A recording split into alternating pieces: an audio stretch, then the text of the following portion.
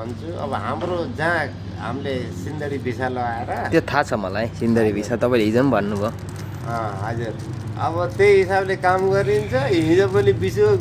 सिन्धरी visa भनेको चाहिँ कस्तो भने बङ्गलादेशको जस्तो हो क्या बङ्गलादेश यो पाकिस्तानी 1 वर्षको लागि उनीहरूले सरकारले जहाँ भनी काम गर्नु पायो उनीहरूले चप चाहिँ लगाइदिन्छ सरकारकै हुन्छ क्या त्यस्तै सिस्टम हो त्यो त म एउटा कुरा सोध्छु तर अहिले चाहिँ बिचमै हुनु फ्यामिली छ कि छैन फ्यामिली छ केटाकेटी पनि छ होइन तपाईँ बुढी छ कि छैन छ छोराछोरी छ कि छैन सबैको त छ नि होइन तपाईँले कल गर्नुहुन्छ कि गर्नु घरतिर फोन गर्नुहुन्छ कि नै फोन हराएर सबै चोरी भएर उसको बाद फेरि बल्ल उ गरेको के म अहिले बल्ल कस्तो आपदामा पऱ्यो भन्दाखेरि अब दाइ भाइ तपाईँको छोरीहरूको नम्बरहरू केही छ फेसबुक आइडी केही थाहा छ तपाईँलाई घर परिवारको अहिले हामी यहाँ कन्ट्याक्ट गराउदिन सक्छौँ हजुर हजुर अब त्यो अब केही पनि छैन अब मैले के होइन भन्नु हामीलाई चाहिँ के दुःख लाग्यो भने कमसेकम अब हाम्रो देशको मान्छे हो भन्ने हिसाबले हो हामी यो मलाई यस्तो भन्दै हिँड्थ्यो होला तर तपाईँलाई हामीले किन सोधिरहेछौँ भने तपाईँलाई पनि अप्ठ्यारो लाग्यो होला यिनीहरूले अलिकति कमायो यो केटाहरूले यस्तो गर्यो ठुलो भएन हामी पनि दाइ कुन सिचुएसनमा भोलि पुग्छ भन्ने थाहा छैन त्यही पनि तपाईँको होइन अघि दिउँसो नि त्यो त माया लाग्यो होइन अब खाना खाने पैसै छैन भने पैसा भए त मैले दिन्थ्यो त यसलाई हामीसँग पनि पैसा थिएन अब कहिलेकाहीँ मलाई चाहिँ लाग्यो अनि तर यस्तो नि दाइ पार्कमा सुत्ने होइन नि त दाइ भन्नु न बुढी छ तपाईँको सबै छ बुढीको नाम के हो त भन्नु बुढी हामी चाहिँ कस्तो भने नि त आज छोराछोरीको नाम जे भनिएको प्युठान कति नम्बर हो वाडा तपाईँको छोरीको नाम तिर्सना अँ, अनि छोराको नाम जलान अनि बुढीको नाम मधु मधु अनि कुन ठाउँ प्युठान प्युठान भन्नुभयो भने जिल्ला त कुन ठाउँ प्युठान प्युठान तलै जानुपर्छ हामीलाई अर्घाँची बोर्डर पर्छ तर ठाउँको नाम चाहिँ भन्नु न कति वाडा पर्छ कुन गाउँपालिका बरौला हजुर बरौला कति वार्ड नम्बर 9। वार्ड नम्बर 9 मैले भनेको तपाईँलाई चाहिँ के हो भने बरु तपाईँ त्यो कम्पनीको कसलाई भन्नु पैसा सैसा छैन भने बरु यसो घरतिर भयो भने मगाएर जानु क्या त विदेश किनभने त्यही तपाईँ घर जानु मन छ कि छैन तपाईँले भन्नु एउटा कुरो चाहिँ घर जानु मन छ अब के गर्ने अहिले यहाँ नराम्रो हिसाबले फसी अब 12 तारिकभन्दा पहिला सेलरी मिल्दैन अनि सेलरी लिएर जाउँला भन्ने जस्तो आश गरेको छु अनि 12 तारिक त्योभन्दा अगाडि महिनामा तपाईँले काम गर्नुभएको छ कि छैन त्यो गरेको छु ए उनीहरूको यस्तो हुँदो रहेछ दादा जस्तै आज यहाँ पेन्टिङ चाहियो यहाँ लगाउँछ काम भोलि चल्छ चल्दैन उयो जस्तो क्या मतलब त्यो त्यही सिस्टम हो के भन्छ त्यसलाई त्यस्तै सप्लाई टाइपको हो क्या तपाईँ अनि यस्तो हो नि त आफैले सिन्धरी भिजा हानेपछि कम्पनी खोजेर काम गर्नु पर्थ्यो नि त मैले भाषा त आउँछ नि होइन थोरै थोरै आउँछ धेरै राम्रो तरिकाले आउनु क्या अनि मालुरी अब तपाईँ सुत्ने यतै हो कि फेरि मालुरी रुम छ कि छैन पहिलो कुरा रुमै छैन त्यही भएर त रुम भन्नाले अब त्यो सिन्धरी कहिले कसो काम हुँदाखेरि त्यता रुम दिन्छ अनि दाइ घरको मायाहरू त लाग्छ होला नि यार यस्तो गर्नु हुँदैन नि तपाईँ अनि अब ठिक छ तपाईँसँग पैसा छैन भने यसो नेपाली केटाहरू भेट हुँदाखेरि केटा हो म यस्तो भएँ रक्सी नखानु न तपाईँ जसले पनि तपाईँलाई माया गर्छ क्या तपाईँ रक्सी खाएपछि यो त के खाल टाइपको मान्छेले सोध्छ नि त होइन तपाईँलाई नराम्रो लाग्छ खाएर त बेकार भयो हो त्यही खानु हुँदैन नि त जस्तै भोलि तपाईँलाई जस्तै हामी यति नेपाली छौँ अब तपाईँले अहिले यहीँ आउँदा पनि रक्सी नखाए भाइ म त बिजोग पऱ्यो मेरो त यस्तो छ घरमा मेरो घर नेपाल हो केही छैन आफ्नो त केही जानेको छैन यसो ल खोजिनिची गरिदिनु पऱ्यो भनेको भए त तपाईँलाई हामी अहिले खुलाम म तपाईँलाई रुममा लाएर गएर सुताउँथेँ नि अब तपाईँ खाएर हिँडिरहनु भएको छ यताउता हिँडिरहनु भएको छ अब भोलि हामीलाई बोसले त्यहाँबाट ओइ को मान्छेले यस्तो यहाँ भनेर हामीलाई निकालिदियो भने तपाईँहरू जस्तै फेरि भोलि हालत त बरु ठिक छ म अभरमा परेको रहेछ मेरो साथी एक दिन रुममा ल्याएर मैले बसाएँ भन्न त सक्थेँ नि त अब हालत तपाईँको यो छ अनि अब तपाईँ घर यो तरिकाले कसरी फर्किनुहुन्छ त घर चाहिँ यसो अन्दाजी आफ्नो एउटा हिसाबले कोसिस गरेको छु भाइ कसरी हुन्छ दाइ क्या तपाईँ यस्तो क्या अब डेक राखेर काम गर्नु अब त्यही हामीले त भन्ने सुझाव हो तपाईँलाई तर सुझाव पनि अब हामी बच्चाहरूले भनेको त के मान्नुहुन्छ र त्यही पनि यसो लिइराख्नु न केही चिज मनमा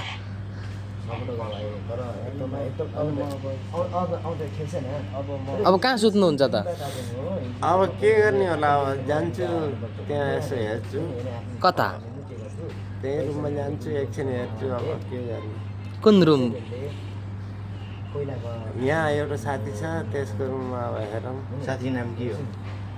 साथी कुन देशको हो होइन हाम्रो नेपाली हो। नेपाली भाइ भए त अब भएछ भने सुत्छु नत्र फेरि बाटोमा सुत्ने हो के गर्नु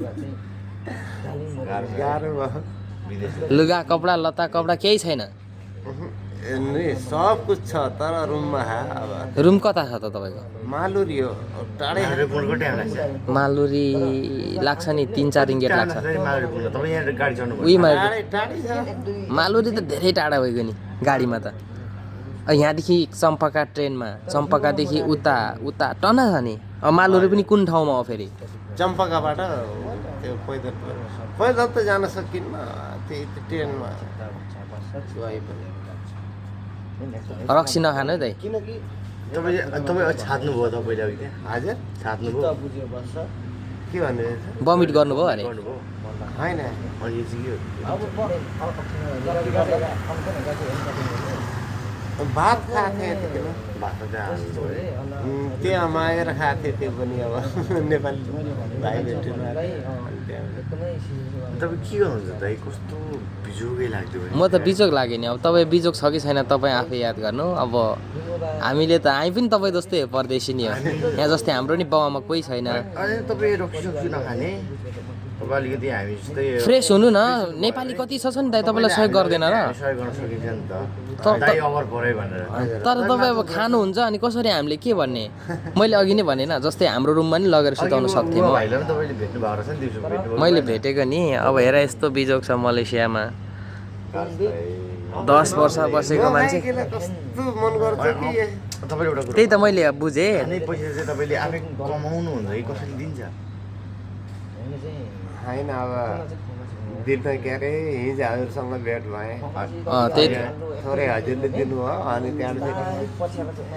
5 रुपियाँ जति छ अब त्यो 5 रुपियाँमा अब त्यो यतिको थपेर खाम्न भन्ने त्यही हिसाबले आएको थिएँ। रक्सी नखानु न भात खानु बरु बर्तन गएर सुत्छु। कहाँ छ तपाईँको यहाँ अब यहीँ एउटा साथी छ त्यसको अनि रुममा। ठाउँ नाम भन्नु ए त यो एरियामा त नेपाली छैन त दाइ हामी नै मात्रै होला नेपाली सायद नेपाली होइन नेपाली चाहिँ हुनुहुन्छ होइन कुन साइडमा बाटो तल कि माथि यतापट्टि यो साइडमा त छ नजिकै छ। के भन्नु त नाम साथीको म यता हुने नेपाली त चिन्छु कहाँको उसको नाम के अरे? थर त थाहा होला नि केही हामी बरु त्यसमा बाहुन हुनुहुन्छ अब हाँ बाहुन जात हुनुहुन्छ। बाहुन जात त छैन दाइ यार यता यो एरियामा यो एरियामा त छैन नि दाइ बाहुन त मलाई सब थाहा छ क्या यहाँ नेपाली यहाँ यता यो एउटा यो जहिले हामीलाई त अब 2-3 वर्ष भइसक्यो यहाँ बसेको हामीलाई थाहा भइहाल्छ नि को नेपाली कुन सेक्टरमा काम गर्छ यहाँ केटाहरूले नेपाली तल छ ए सर ओ त्यो हजुरको यो हस्पिटल छ नि अँ अब त्यहाँ काम गर्नुहुन्छ कि मोटे मोटे भुँडीवाला हुनुहुन्छ नि नामै याद नआएर त तपाईँलाई सुत्नु दिन्छ त्यसले अब गएर गरौँ अब के गरौँ। यस्तो तरिकाले त दिँदैन दाइ सुत्नु नखाइ जानु फ्रेसमा जानु उसलाई पनि माया दया लाग्छ अनि तपाईँ खाँदै हिँडेपछि यस्तो हो क्या मैले भन्न खोजेको चाहिँ तपाईँलाई के हो भने पहिलो कुरा होइन माया त लाग्छ माया तपाईँले अवश्य छ हाम्रो किन नेपाली बोल्नुहुन्छ नेपाली तपाईँको बाउ मेरो बाउ जतिको तपाईँको एजको हुनुहुन्छ क्या तपाईँको एज जति मेरो बाउ हुनुहुन्छ भनेपछि अब हामीले खासै भन्नुपर्ने त कुरा होइन दाइ बिजोग चाहिँ नहुनु किनभने अब तपाईँ ठिक छ अब तपाईँ मलाई चाहिँ लाग्छ अब काम गर्दा गर्दै भए कसैले निकालेर पठाएको हो कि तपाईँको मनमा पो भा हामीलाई भन्न नसकेको हो कि जस्तो लाग्छ नत्र यतिकै मान्छे दाइ यो चप लागेको मान्छे त्यत्तिकै तपाईँ बेगारी जस्तो बाहिर हिँड्नु त हुन्न विदेश हो दाइ हामी पनि आज काम गऱ्यो अब भोलि छुट्टी भयो भने छुट्टी